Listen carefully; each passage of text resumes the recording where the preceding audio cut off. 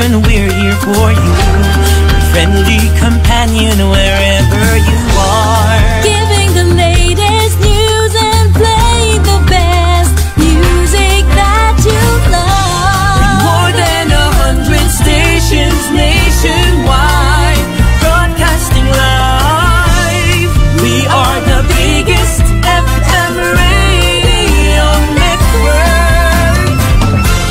Radio Natin, Your Friendly Radio. reaching the entire archipelago. Radio Natin, Your Friendly Radio. your radio. Radio Natin, Your Friendly Radio. reaching the entire archipelago. Radio Natin, Your Friendly Radio. your radio. Radio Natin, serving the Philippines. This is MBC Media Group Radyo Natin Nationwide in Naga City 89.5 DZTR Radyo Natin FM Naga, a proud member of the KBP. Radio Natin Nationwide. Sa tunggistuhon ang mga nag-aaspirar sa manlain-lain na pwesto ngunya na paabuton ng May 12, 2025 election. Aramon ang saindang mga kwalifikasyon, karakter asin pananaw sa mga manlain-lain na issues kan komunidad. Mga plataforma asin programa. Tanuwi ka! Radyo Natin FM Naga. Job interviews sa mga kandidato. Tanuwi ka! Lunes hanggang Sabado, digdi sa 89.5 Radyo Natin FM Naga. Tanuwi ka!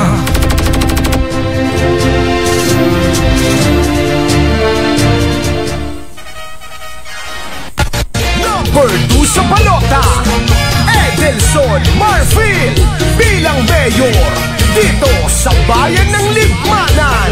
Ating iboto. Noon pa man siya na ay tunay na nagseserbisyo, hangad niya ang libmanan ay umasenso. Ang matulungan tayo, ang tunay na hangarin, pantay-pantay ang pagturing niyang lahat sa atin.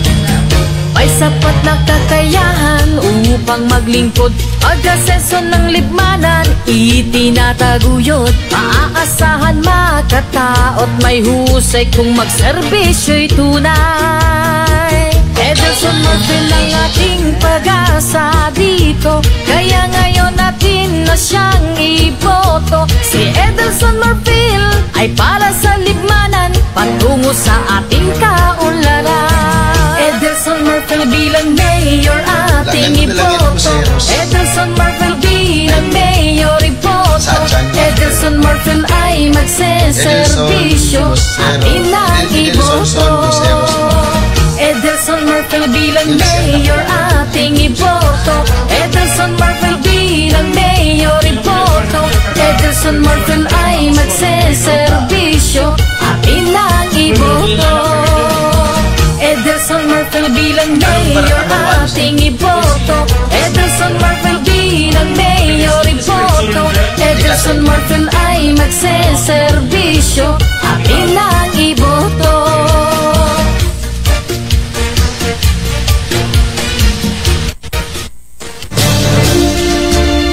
Sa tunggistuhon ang mga nag-aaspirar sa manlain-lain na pwesto ngunya na paabuton ng May 12, 2025 election. Aramon ang saindang mga kwalifikasyon, karakter asin pananaw sa mga manlain-lain na issues kan komunidad. Mga plataforma asin programa. Tanuwi ka! Radyo Natin FM Naga. Job interviews sa mga kandidato. Tanuwi ka! Lunes hanggang Sabado, digdi sa 89.5 Radyo Natin FM Naga. Tanuwi ka!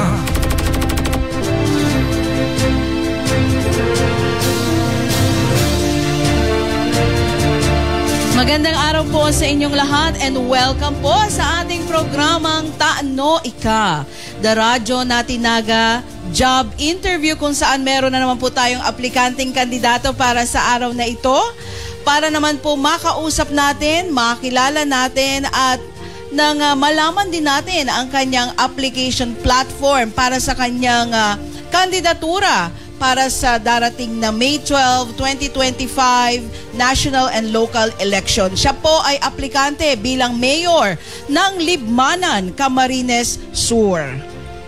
Ako po si Mama Jana at ito po uli ang ating programang Taano Ika, the radyo natin naga job interview. Tayo po ay maririnig live sa ating radio frequency 89.5 FM. Live din po tayo sa ating FB page, radyo natin 89.5 Naga, at sa ating live streaming radyo natin fm.com/naga. Welcome po uli at ito na po ang ating makakapanayam sa araw na ito. Walang iba po kung hindi ang anak ng Libmanan o ang aki kan Libmanan. Walang iba kung hindi si Mayor Edelson Son Museros Marfil. Welcome po sir sa program. Yes ma'am, good morning po sa programa nindo digdi sa radyo natin FM. Salamat po at napili ninyo ako na guest ngayong umaga. Ayan. Mayor, i-adjust lang po lang para hindi ka po alright. Okay na ba? Naririnig. Ayan. So, good morning po uli sa iyo, Mayor. Ngayon po, ang ating programa po, ang layunin po ng Taano Ika is mapabisto po na sa mas hararom na parte ang ating mga aplikanteng kandidato. Kasi po alam naman natin na pag sila po ay umiikot, nag-house to house, nagpapabisto, nakikilala po sila as yung political candidate.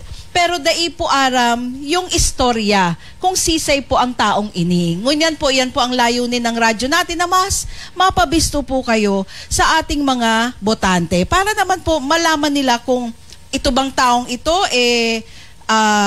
alam ba ang pinag-aagihan kang sa indang mga mamamayan sa kanilang kahimanwa sa lugar na iyan. So ngunyan po, ang unang katanungan po namin sa iyo, Mayor, is sino ba si Edelson Son Museros Marfil? Taano ta inapod ka pong aki kan Libmanan? Yon, nice question ma'am.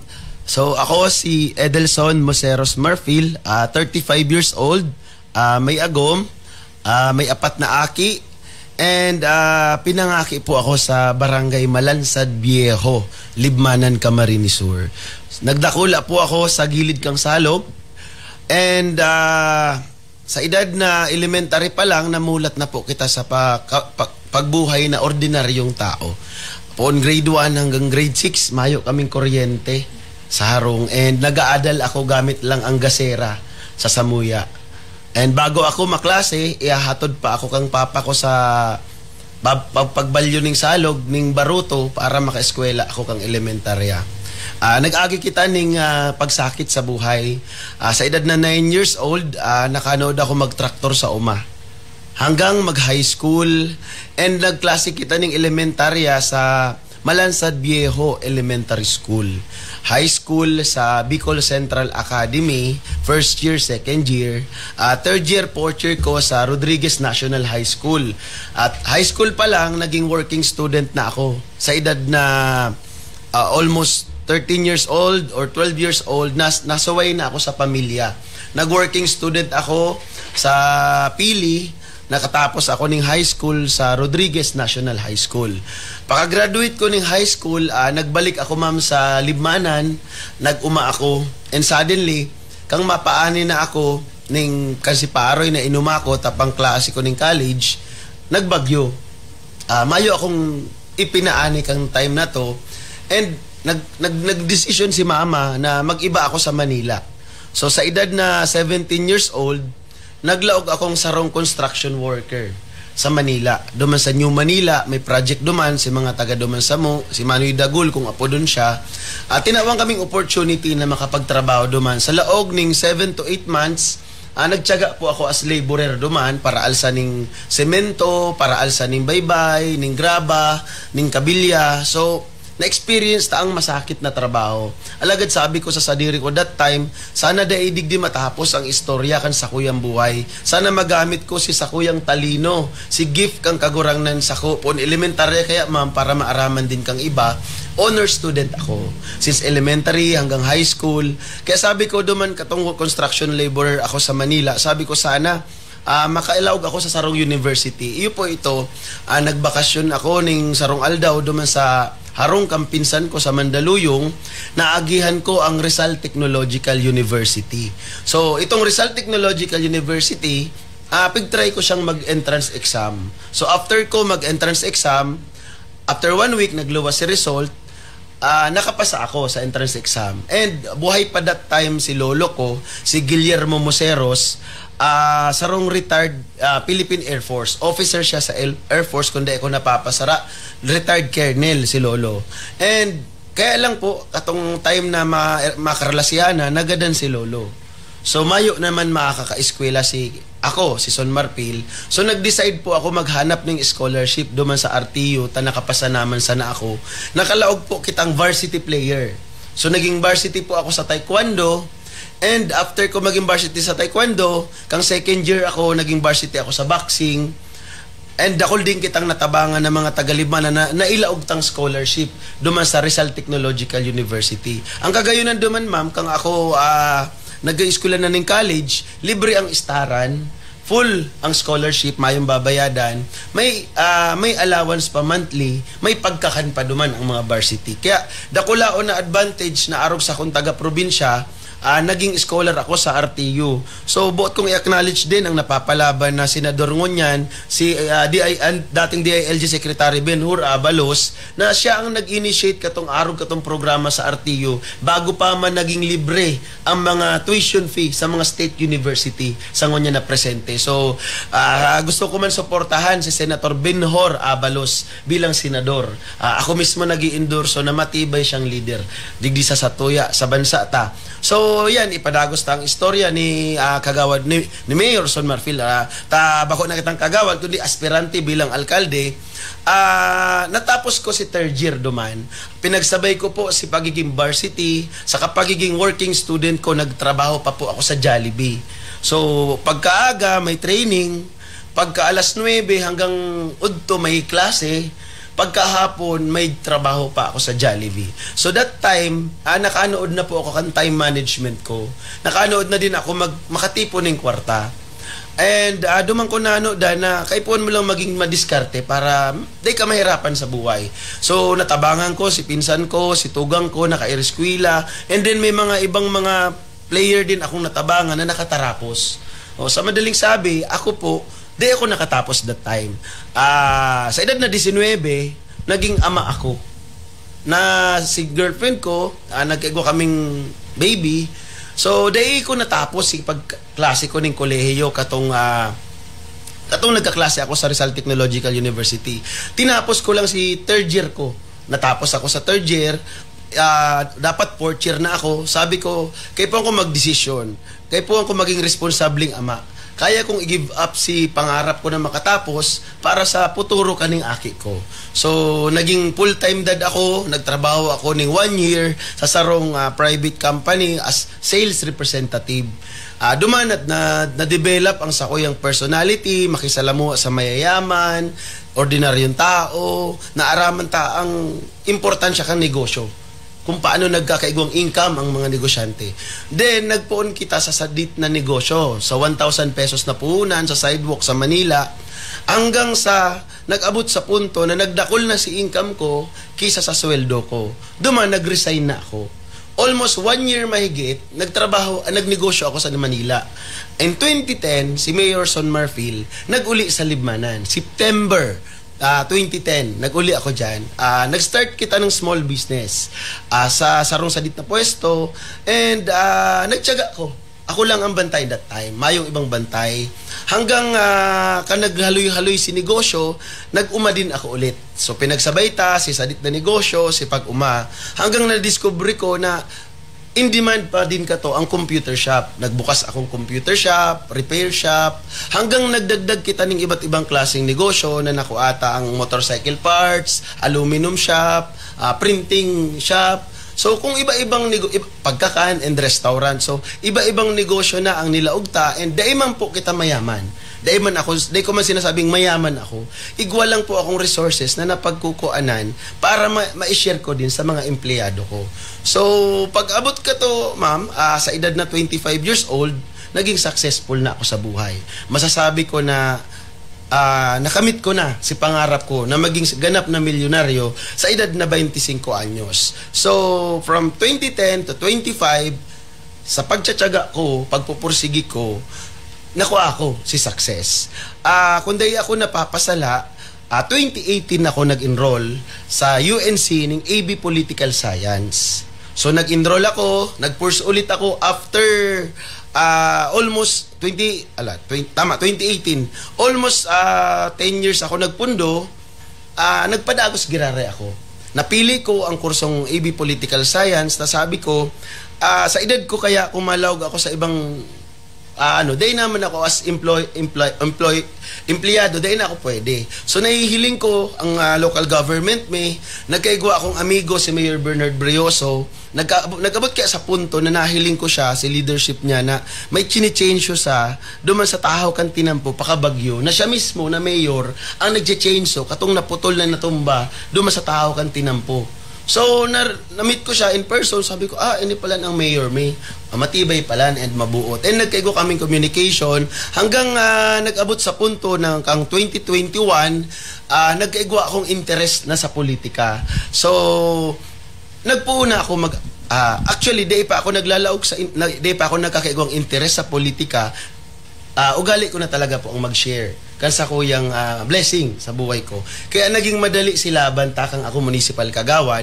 So, 2021, nag-ulay kami ni Mayor Bernard na if ever na may kulang ang sa iyang kandidato sa 2022, pwede akong mailaog, makasali. Nag-apply man ako sa iya. Sabi ko sa iya, Mayor, nagklase girare ako. Ngunyan nga ako, 4th year na ako kan 2022 as political science student. Sabi niya, pig-welcome niya ako sa partido sa partido ni Congressman Nonoy Andaya. So, nakalaog kita sa partido kang Anduyog. So, ako, ang original party ko is Anduyog talaga. So, kay Congressman Nonoy Andaya. So, nagpundo man ang journey nagtiyaga kita for 1 year na ikot sa 75 barangay, nagpabisto, and medyo sinuwerte man ako, tatiniwalaan kita kang mga tagalibmana na maski mayo nga ni kaming kwarta, maski mayong kaming last hour, last election, iguaman kaso dahil kami kabali. So, napatunayan na ang ordinaryong tao palan, basta nahihiling ang sinseridad kan sa iyang pinaglalaban para sa banwaan, nahiling ang puso kan sarong politiko, maski baaguhan, maski first time na naglaban, first time na may marfil na municipal official sa Banwa ang Kanlimanan. So, napatunayan ko kan laban ko na iyo pala niyan ang hinihiling kan tao. So, nag-abot sa punto na nanggana na kita as municipal councilor. Duwa kaming nanggana, gabos na kaibahan nagkadaraog, pati si Congressman Nonoy Andaya. And suddenly may nangyaring may inaasahan na nagpaaram na ang padangat ming congressman, ang padangat ming leader na si Congressman Nonoy Andaya. And sabi ko kato sa sadiri ko, ano ang dapat kong gibuhon? Alagad duwaman kaming nanggana, sabi ko manay, sabi ko sa kaibahan ko, ano ang gigibuhon ta? Sabi niya, maninindugan kita para sa banwaan. Kaya lang ang nag-abot sa punto na nasolo na lang kita. Grabe si pressure na ibinadag sa mo. Grabe si sabi nga ni itong sitwasyon na namatian may. Sabi ko, titindugan ko siya hanggang mag-abot sa punto na ako na lang solo ang nanindugan para sa banwaan. So, iyon na po to ang time na nag-abot ang 2023 na nagpasar ning resolution ang Sangguniang Bayan kang Libmanan na i-authorize ang samuyang local chief executive na mag-loan na ang purpose talaga is to increase the salary kang mga empleyado. Bako na mag-utang para duman sa project na ito. Kang mapirma na kami, may 4 na project, sabi ko, dahil ko dyan mapirma. Bako yan ang nasa minutes kang sa tuyang session. So, dahil doon natapos, pinasar ulit with 4 specific project na. Yao na doon nakaspecify, rule of majority, maski nag-object kaming duwa, na ipasar si resolution. And then, paglipat kang si kaibahan ko, nagpasar na sindaling ordinansa. Nagpasar ng ordinansa ang Sangguniang Bayan kan Libmanan na i-authorize ang local chief executive na mag-utang sa development bank with 4 specific project. Ano ba ito? Na itong 350 million na issue sa Banwaan. Land acquisition, construction of sanitary landfill, rehabilitation of public market, and construction of commercial building. Pigbanga-banga ninda to from 150, 100, arog kayan. So, total of 350 si amount duman. So, ano ba tong sinasabi ninda na daiman daan nag-utang? Ang sinasabi kay kang presenting administrasyon, manungod duman sa loan, is totoong dahil sinda nag-utang. Nag-attempt sinda mag-utang. Nagkaigwa sindang motibo na mag-utang. Kumbaga, mayo ka man sala, pero sinubukan mong magkasala. Sa madaling sabi, kay puwan ma-inform ang public, bako siya para sa ko, in my own opinion, dahil siya panraraot. Obligasyon ko as opposition, obligasyon ko as incumbent official na maaraman kang tao si ginibo, kang presenting administrasyon o si balak gibuhon sa banwaan, kang presenting administrasyon. Para sa kaaraman kay kang gabos, si inot na administrasyon, si Mayora Marilyn Jimenez, nag-utang na ni 150 million na ang nagbayad si dating Mayor Bernard Brioso. So for 6 years, two-term ni Mayor Bernard Brioso, siya si nagbayad kang 150 million, 25 million taon-taon ang binabayad ni Mayor Bernard Brioso. So 150 million, may natada pang 40 plus million sa presenting administrasyon na dahi ko aram kung nabayaran mi na ito ngunyan or napulipid na ito. So iyo to si pinaglalaban ta and duwang rason kung taano nag-object kita sa deliberation sa second reading kang ordinance. Sabi ko, nagkondisarba kita ng public consultation sa satuyang banwaan. Nagkondisarba ka mo ng feasibility study na magiging epektibo ang 4 na programang iyan na dahi malalaag ang satuyang banwaan sa alanganin. Dapat po kaya ako as a leader, kaya po hilingon ta si progressive dapat ang sa itong mga desisyon. Progressive leadership. Itong paabante. Bakong stagnant ang magiging desisyon ta na pag naging desisyon ta ba ini, pirang taon ba kita makakabayad bago ta ini marirecover. Dapat may return of investment sa madaling sabi. And dahil man ako kontra totally sa pag-utang. Basta ang uutangon is mailaag sa tama. So, ang kinuntra ko duman, bako lang si utang. Ang kinuntra ko duman, sinilalaman kang uutangon. So, yun yan. So, nag-abot sa punto na mapilian na ng mayor, candidate for mayor. Siyempre, ini-expect ko si Mayor Bernard Giraray ang malaban. Ako lang ang sa iyang warrior, ako ang nanindugan para sa banwaan, nagduman ako kay Mayor Bernard. Nako, boss, uni na, madali na, bubuuhon ta na ang partido ta. Di ko man po aram, duman pa lang sa speech ni Mayor Bernard Brioso, nagtaram na siya sa taong bayan, nadain na siya makandidato ulit sa Banwaan Kanlibmanan. Tapos na ngaya ang sakuyang obligasyon sa Banwaan, ginibo ko na ang gabos para sa tao. So ngunyan, sabi niya sa ko, Son, ika na ang magkapot kang Banwaan. Ika na ang mamuno sa oposisyon sa Banwaan. Sabi ko nga ni kayan, sabi nga, hindi pa man ako prepared sa haloy na pagserbe, alagad in terms of knowledge, experience, and ability, aram kung kaya kong pamunuan ang Banwaan Kanlibmanan. So, dahil po ako, nagduwa-duwa na sa decision ni Mayor Bernard, inako ko, alagad sabi ko, Mayor, ika ang mag-vice mayor. Ay sabi ko nga, baga sa imo, dahil na ako pwede. Maghanap ka ng kapartner mo na matibay asin aram ko na kaya kang tabangan sa pagpadalagang kang Banwaan Kanlibmanan. Dumana po nag-abot sa punto na napili ni Mayor Bernard Brioso na maging katandem ko si Attorney Ariel Orino. And ako po 100% nag-agree tulos ako. Sabi ko si Attorney Ariel Orino may sapat na experience. Naranasan niya na ang gabos sa iyang buhay. 32 years in public service. Sabi niya sa ko, Son, bago ako magretiro sa politika, gusto kong magwalat ng maray na ligasiya sa banwaan ta. Ay salamat nga ko po, attorney. Taparehas po kita. Dahil ko po kayang rauton ang sakong pangaran dahil lang sa politika. Dahil lang sa sadiri kong interes. Kaya duman na po nabuo ang Team Areglado Libmanan. And syempre po, dahil din ako makakatindog kung mayo po ang sakong congressman. Si Congressman Fermin Mabulo, ang sakong naging habingan ikan armor sa gabos na naging problema. Siya ang katuwang ko, siya ang kasurug ko sa gabos na mga problemang inaabutan mi sa along the way kang binubuo mi ang Team Areglado. So, nag-abot sa punto na dapat ko na si Congressman Mabulo ang malaban na gobernador.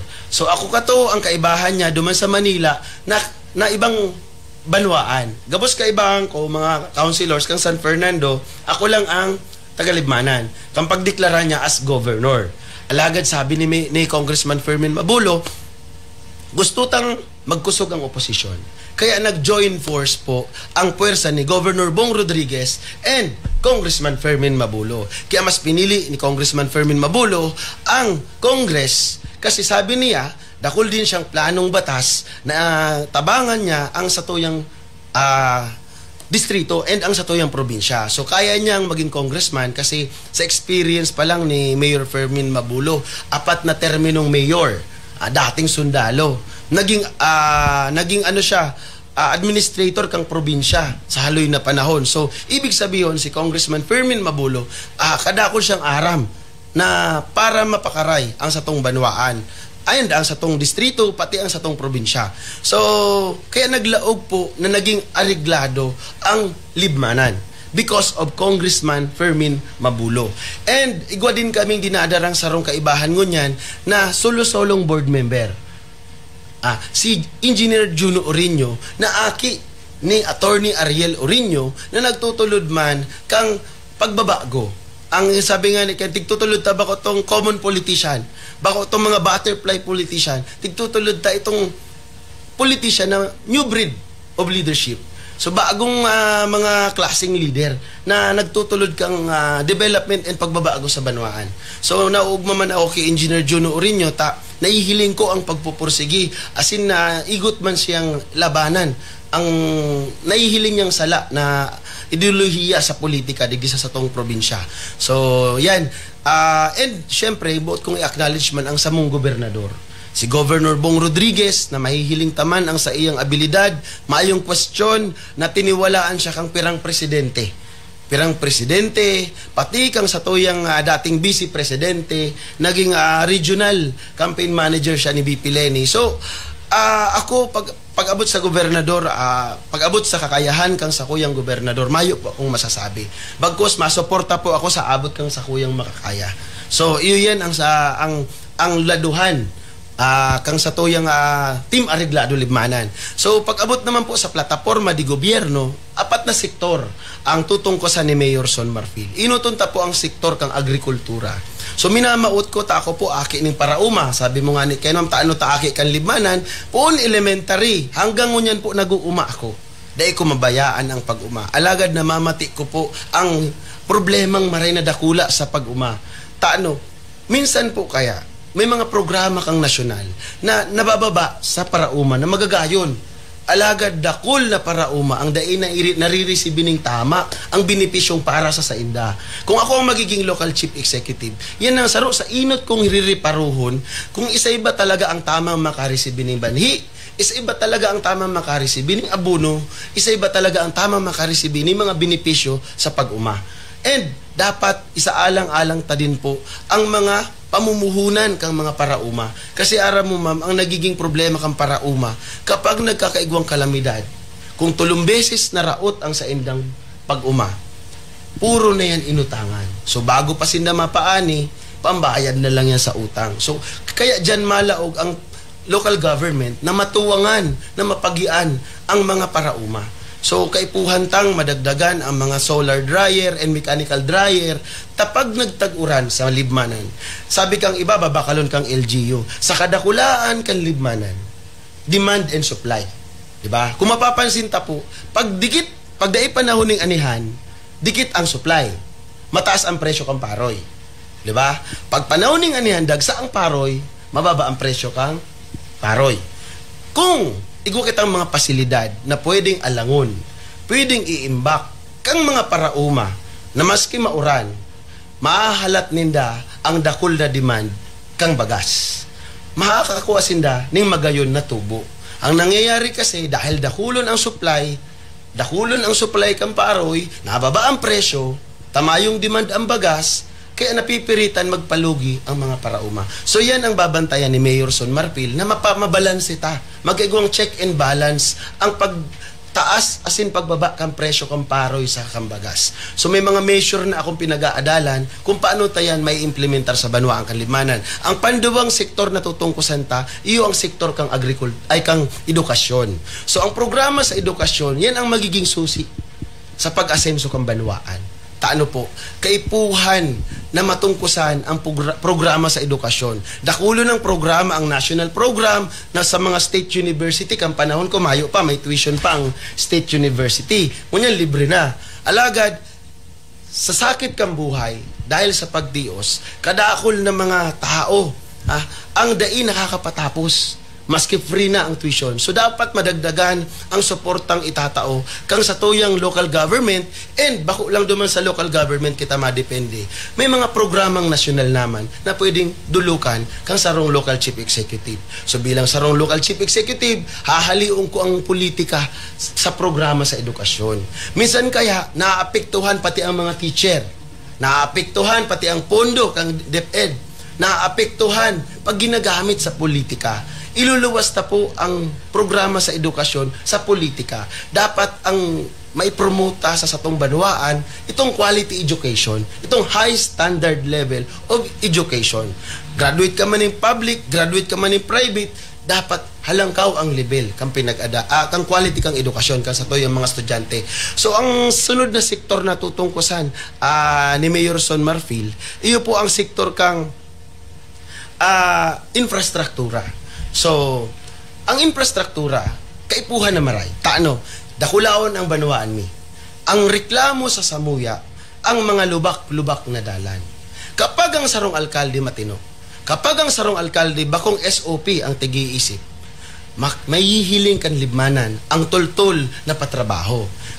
Hinguaon ko, tama ang sukol, tama ang laba, tama ang lakbang, tama ang hibog, at syempre dapat tama ang halo. Pag-abot naman sa mga structure, tama dapat ang program of works. Dahil pwedeng dayaon ang mga programang iyan, taiyan ang nagtataon ng buhay sa ekonomiya kang banwaan. Example, sa Baaw, Libmanan, San Isidro to Baaw Road, imbis magastos lang ng 50 pesos, pagbaba kang sa imong produkto, ang sarong parauma, dahil sa raot ang dalan, kaipuhan mo maggastos ng 300 pesos, maibaba mo lang ang produkto na dapat sana kikitaon mo na yan sa imong hanap buhay. So, kaipuhan na maray, tutukan kasarong alkalde ang arog kaya ng mga programa. Dahil ko tututukan ng SOP, ang itututukan ni Mayor Son Marfil, ang implementation ng mga programa. Tama, maski si isay na alkalde ang magtukaw sa banwaang kanlimanan, ang plano ng kang national and local government, naka-fix na yan. May 10 years plan, may 5 years plan, may 20 years plan. Ang nag-i-implement lang ang local chief executive na nagtutukaw. So, kung ako ang palaron, dahil ito yung babaagong direkta, hahaliun ta lang si mga sala. Aayuson ta, itatama ta, ia-arrange ta, and ilalaag ta sa tama si pag-implementar. Itong mayong interes na pansadiri. Dapat ang kwarta kang gobyerno, transparent. So saro yan sa number 1 na tinutulod ta, ang transparency sa banwaan. Dapat nag-aaram ang mga taxpayer kung saan mapupunta ang buwis kang bawat libmanenyo. Kasi gabos na ginagamit ta, ultimong bado ta, ultimong eyeglasses ta, ultimong relo ta, ultimong sapatos ta, inom mo na tubig, gabos yan may buwis. Na yan ang ginagastos kang local government. So ibig sabihin, duman sa infrastructure development, kapag ang sentimong ginagasta kang local chief executive nasa tama, mamamati kang mga tagalibmanan. Dahil sa Mandanas ruling, nadoble ang tax allocation budget, nagtaas, nagdagdag lang ang trabaho, alagad ang implementation mas nagdakol. Diba? So, agrikultura, edukasyon, health, tackle ko na, di pa. So yan. So ang last ko is health. So pinaka-importante, aramtaman ma-eleksyon na. So pag ma-eleksyon, yaon na naman dyan si mabarakal ng boto. Yaon na naman dyan si mga mataraoning ayuda. Kung susumahon ta, kitang mga ordinaryong namamanuan, lalo na si mga minimum wage earner, ang kita ta sapat na panggastos araal daw. Diba? Kapag nagkahilang kita, may mga additional expenses kita, nababaon kita sa utang. Mauna kita sa utang, makitday pa kita nakalaog sa trabaho, nawaraan pa kita. And then, pag nagdumang kita sa sarong health facilities, like center, nagpa-check up kita, ang itatao sa to, reseta. bakong bulong. Kasi ang sasabihin sa to, mayong stock. So sa mga tagalibmanan, dakulaon ang budget kang local government. Igwa din suporta hali sa national government. Kung hahalion ang pamumulitika, itatao ang para sa tao, sapat ang pondo kang local government, sapat ang programa kang national government, na daina kaipuhan magbakal ning pang-injection na anti-tetanus. Daina kaipuhan magbakal ning pang-injection na anti-rabies. Kasi kung ang local government nakafocus talaga sa health, ang local chief executive nag-i-implement ng tama, diyan mamation kang mga tao. Kung mapapansin mo sa ibang banwaan, sa ibang city sa Manila, libre. 'Di ba? Malawag ka sa ospital, malawas ka kang babayadan. Taano ta ita kaya digdi sa probinsya? Na parihas man lang ang tiga-allocate na budget. 'Di ba? Although dakula ang income na duman kasi mga citizen da, mas dakul man ang demand ninda kasi mas dakul sindan tao. Ang local government code is perfect. Nagkakaigwang problema ang local government code. Duman sa implementation. Duman sa nagkakaput. Kaya baga nagkakaigwa kita ng local and national election every 3 years. Kasi para ang tao matawan ng pagkakataon na mamili ulit ng leader ninda na makaput kang banwaan ninda. So ini ang oportunidad ta sa Mayo 12 na ang dulo kan tintata. Dapat daytay pabakal ang satong kredibilidad, ang satong puturo daytay ilaag sa kantidad na any amount. Taano dakul ang mangyayari sa laog ning 365 days. Sa laog ning 3 taon, dakul ang mangyayari. Kapag nagtanggap kita ning 1,500, i-assume mo na sulo mo ang magiging problema sa maabot na 3 taon. So, ibig sabihin, kung si Mayor Son Marfil ang papalaro ng alkalde sa Banwaan Kanlibmanan, bako pong boss ang ina-applyan ko, kundi sarong empleyado, sarong agent kang tao, sarong trabador kang mga tagalibmanan. So, iyan ang trabahong tiga-applyan ni Mayor Son. Bako pong bossing na mayor, kundi serbidor na mayor na ang bossing ko taong bayan. So, yan ma'am, ang sakuyang mga resibo na pahayag digdi sa imong programa. Napakaganda, Mayor, na mapakinggan mula mismo sa'yo yung mga nasabi mo po na may direksyon ang patutunguhan ng bayan ng Libmanan. And yan po ay nagsilbing isang reminder na maging mapanuri and responsable ang pagdedesisyon. Diba po? Kasi para din naman yan sa kapakanan ng mga tao sa bayan ninyo. Ano po? Ngayon po, Mayor, maitanong ko lang po, balik po tayo sa pagiging pagiging family man. Ano po? Dahil ikaw po ay aspirante bilang maging mayor, bilang maging ama ka na Libmanan, Camarines Sur. Ano naman po ang sino ka naman po bilang isang ama sa iyong sariling pamilya? Ako po ay takot sa asawa. Pero and syempre po, I am a responsible brother, I am a responsible father and husband. ayan, takot ka mawala ang asawa. Lahat naman siguro ng lalaki takot sa asawa. Ayan. Ayan, medyo may nag-react dito sa studio. Ayan, si Daddy Sugar medyo nagre-react. Pero anyways po, since first timer ka po, 'di ba, for the mayoral position, kamusta naman po ang tanggap ng mga tao? Nararamdaman ko po na gusto naman tayo ng Tagalibmanan and hindi tayo sanay mag-Tagalog, ano? So, nararamdaman ko po na gusto naman tayo and nakikita naman natin na gusto na rin ang pagbabago ng bayan namin. Nakita na kasi nila yung resulta nung nakaraang eleksyon and naramdaman din naming lahat kung ano yung naging epekto nung resulta nung nakaraang eleksyon. Paano naman po, Mayor Son, kasi meron tayong mga nakakaabot ng mga feedback na, di ba po, yung traditional na traditional politics na gusto nila yung mga elder, yung tumatakbo. Yun. Na sinasabi nila tumang hubin pa ang nagdadalaga na mayor na si Edelson Marfil. Ano po ang masasabi mo dyan? Based on our constitution and local government code, ang requirements para magtakbo ka as local chief executive sa mga municipalities and cities is 23 years old before May 12. Ibig sabihin, I am qualified, 35 years old na po ako. So, bako na kong aki. I have enough experience po in terms of leadership. 15 years of experience sa negosyo. Graduate of AB Political Science, third year law student. Kung susumahon po, madalion ang maging alkalde. Ang nagpapasakit lang po sa sarong alkalde, si iniisip niyang shoddy lens.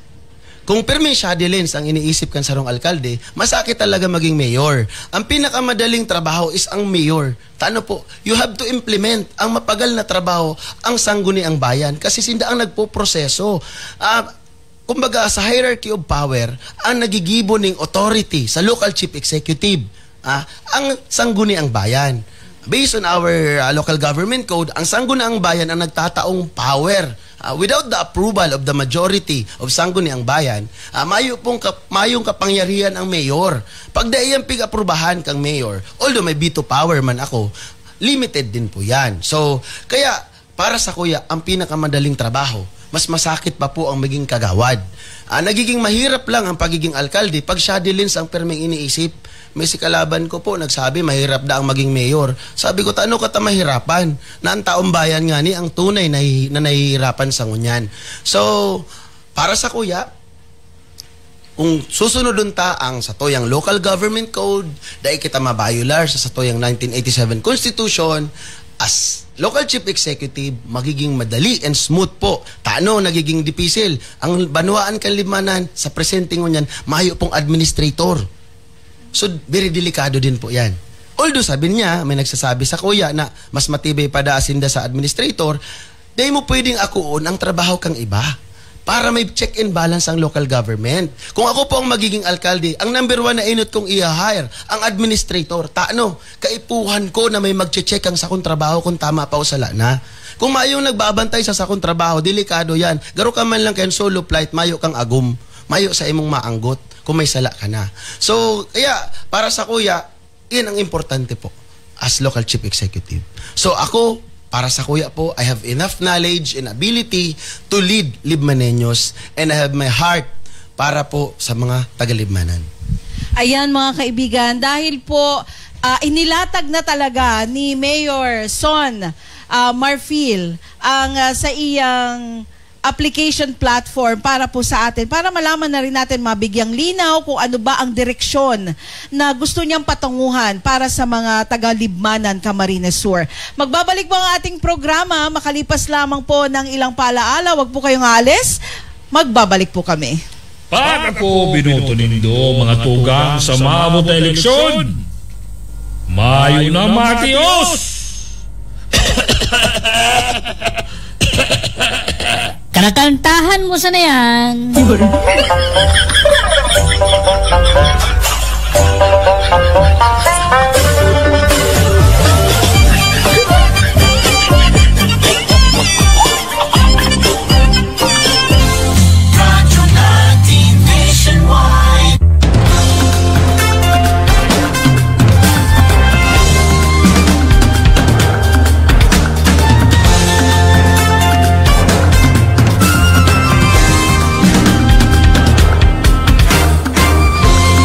Over the nation, we're here for you. Friendly companion wherever you are. Giving the latest news and playing the best music that you love. More than 100 stations nationwide, broadcasting live. We are the biggest FM radio network. Radio Your friendly radio. Bridging the entire archipelago.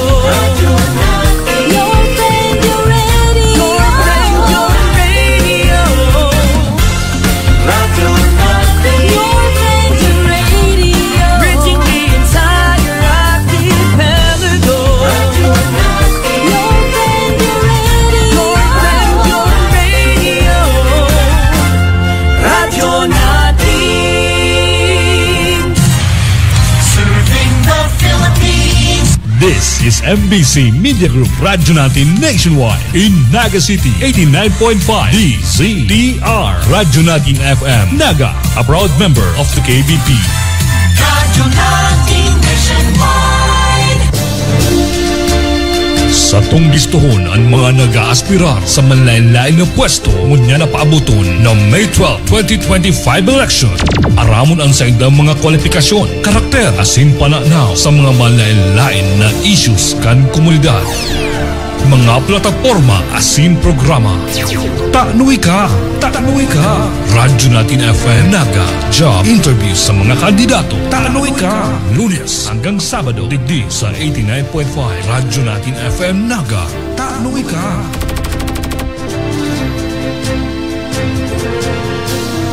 Nagbabalik po ang ating programang Taano Ika, the radyo natin Naga job interview, at kasalukuyan po natin kasama ang ating aplikanteng kandidato bilang mayor ng Libmanan, Camarines Sur. Walang iba po kung hindi si Mayor Edelson Son Museros Marfil.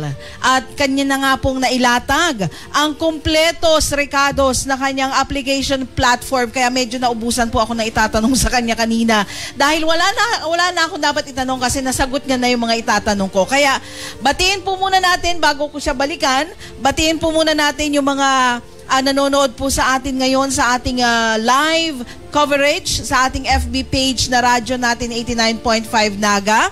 Hello po kay Nympha Ray San Andres, Lorna Bustamante Cortez, Freddy Alicante, kay Daryl Moso, Stephen Echano, Jonathan Don Donilla, Randy De Los Santos, Libmanan Free Range Chicken, Bicol Rapido TV, Boses Nin Banwaan, Rickmar Boses Guevara, Nadine Martina Agawa. Ayan, hello po sa inyo, and Sheila May Pondalis Francisco, hi po.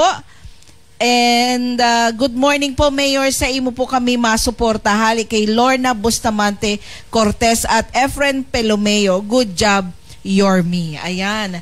And ayan, continue na lang po ang sa indong pag-share kan sa tuyang programa dahil mas marami, mas malawak na pag-share, mas marami po ang makakaalam, mas marami ang malilinawan kung may direksyon ba ang satuyang aplikante para mayor ng Libmanan, kung siya po ang sa indong mai-hire sa darating na May 12, 2025 national and local election. Kung may direksyon ba, ano ba ang patutunguhan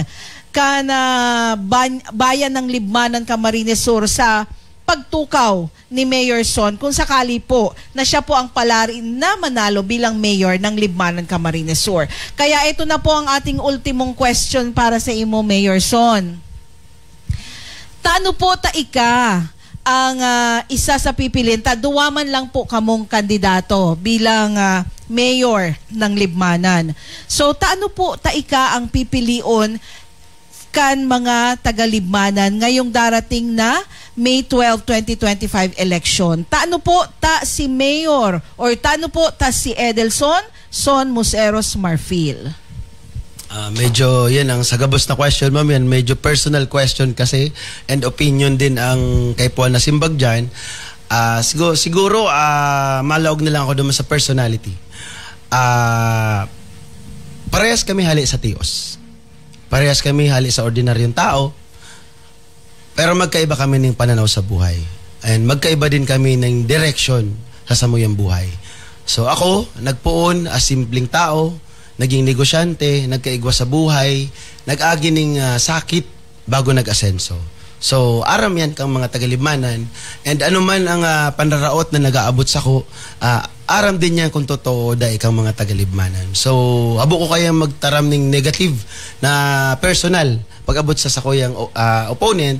So I will respect na lang si opinion kang mga namamanwaan. Pero para sa kuya, parehas kami hali sa tiyos. Ang pagkakaiba lang sa samuyang pagtubod, lalo na sa larangan kang politika. Magkaiba kami ning advokasya pag-abot sa politika and sa personal na buhay. So yan lang. So diyan na lang maghiling ang mga taga-Libmanan kung paano nila ma-distinguish ang pagkakaibami kang kasakuyang kalaban. Ayan, so narinig po natin straight from Mayor Son, Edelson Marfil ang sa iyang kasagutan kung taano po siya ang maaari niyo pong mapili sa darating na May 12, 2025 national and local election. Ako, maraming salamat po, Mayor, sa iyong oras, panahon at sa pagbisita po, sa pagpapaunlak sa amin dito sa radyo natin 89.5 Naga. Ayan. Ano nga po ang number 1 mo sa balota, Mayor? Numero 2 sa balota. Ayan. Together we stand, Libmanan. Ayun. Numero 2 po, huwag niyong kakalimutan. Sa balota, dyan po si Mayor Edelson Son Museros Marfil. Maraming salamat po sa inyong lahat at sana po nabigyan linaw po natin ngayong araw na to ang mga bagay-bagay manungod po sa satuyang aplikanteng kandidato para Mayor, Canlibmanan, Camarines Sur. At sana po yung iba po na aplikante natin na gusto pong mas mapabisto ang sa indang sadiri, kung sisay po sinda, kung ano po ang mga direksyon ninda para sa bayan o sa banwaan na sa indang tigkakandidatuhan. Ano po? Para po mas makilala nating maigi kung yung aplikante bang yan ay karapat-dapat na ma-hire natin sa darating na eleksyon. Ito po ang ating programang Taano Ika, the radyo natin Naga Job Interview. Maraming salamat po sa inyong lahat at magandang araw. Sa tunggistuhon ang mga nag-aaspirar sa manlain-lain na pwesto ngunya na paabuton ng May 12, 2025 election. Aramon ang sa indang mga kwalifikasyon, karakter, asin pananaw sa mga manlain-lain na issues kan komunidad. Mga plataforma asin programa. Taanoy ka! Taanoy ka! Radyo natin FM Naga Job Interview sa mga kandidato. Taanoy ka! Lunes hanggang Sabado, digdi sa 89.5 Radyo natin FM Naga. Taanoy ka!